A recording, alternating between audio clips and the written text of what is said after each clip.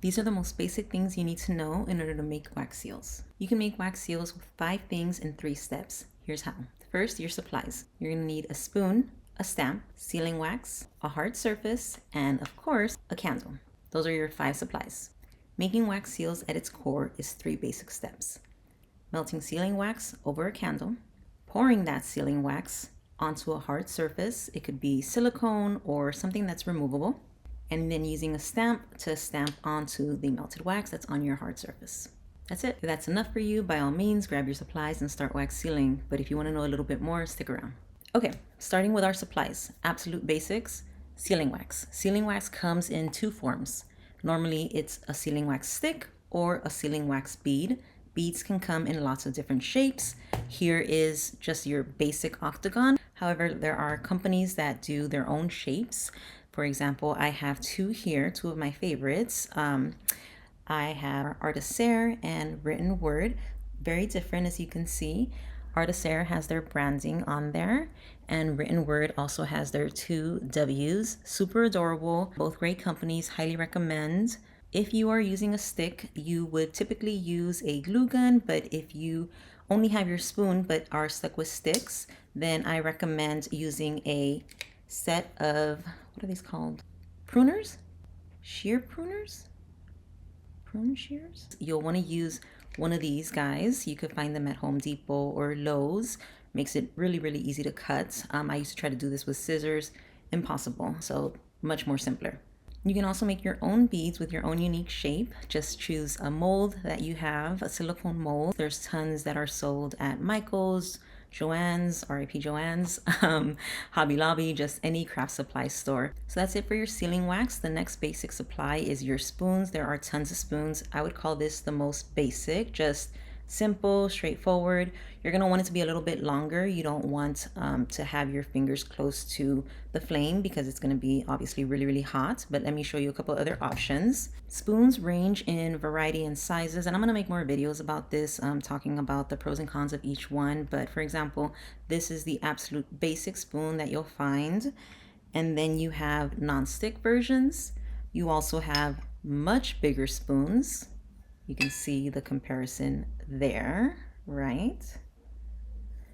And then you have what essentially is just a ladle at this point. If you're melting a whole bunch at the same time, those just tend to get messy, so I don't gravitate towards those. You also have deeper spoons. This one's Mr. Robinson. You can see how deep that is in comparison to, for example, the regular one. Kind of hard to see. But let me show you my, sorry, making so much noise. Let me show you my 2 favorite spoons. Okay, here's another example that is a kind of like a ladle with two handles. This one is specific to Artisaire. I want to say it's the Grace sealing spoon. You can tell that I use it because it's dirty, forgive me. But it's shorter on one side and longer on another, again, because you want the long side to be farther away from the flame. Really helpful when you have a candle that you want to rest. So that's one thing that we didn't talk about earlier when I said the absolute basics of what you need is a sealing wax and spoon. And holding it over the flame, that would be you holding it over the flame. So if your hand gets tired, if you're going to be making multiples, you're going to want to use something to hold it over. We'll talk about that in a second.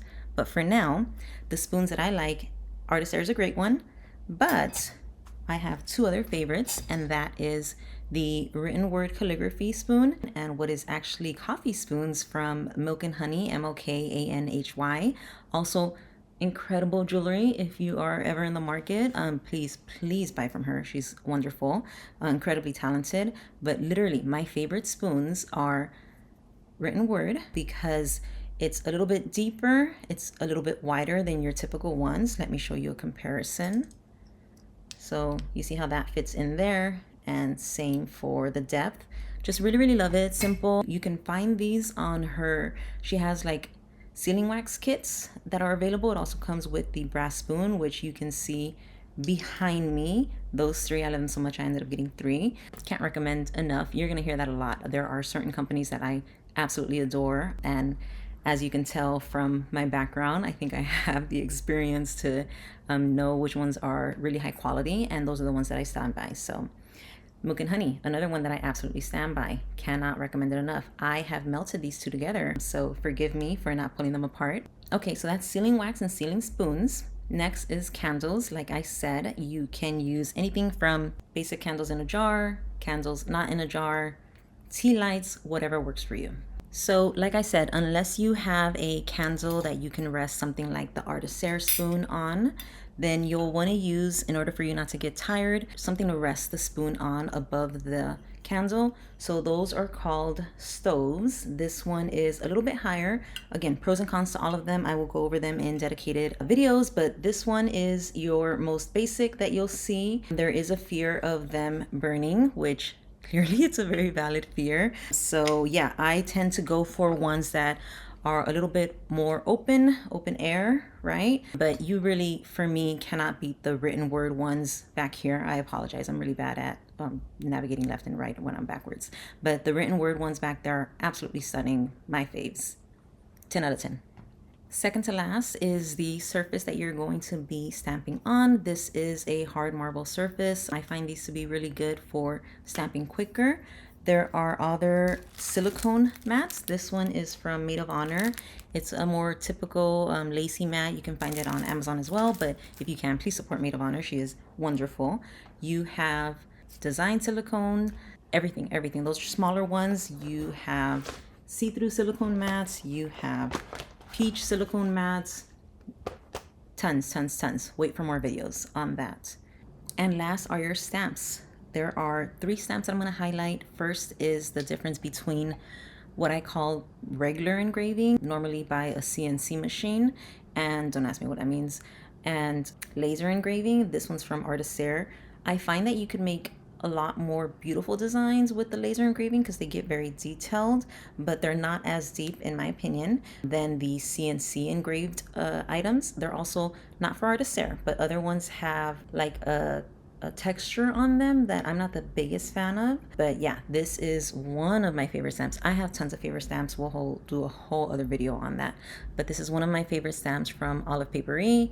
You could see the depth on that is incredible. Besides laser and CNC engraving, you also have specialty shaped stamps. This one. Let's see if I could get it to focus. Don't focus on my face. Focus on this. Hello? I can't get it to focus, but basically this is a arch stamp with beautiful engraving. And as you can see, I'm a big fan of frame stamps. I finally pointed in the wrong way. No thumbs up. And as you can tell from my background, I have tons of frame stamps. I absolutely love them. They're really beautiful to make with clear glue sticks. Whole nother topic. We'll get into that some other time. But yeah, those are the absolute basics of sealing wax. Sealing wax, a candle, a spoon, a stamp, and a surface. That's what you need to know. Stay tuned for a lot more videos to go into the details of each.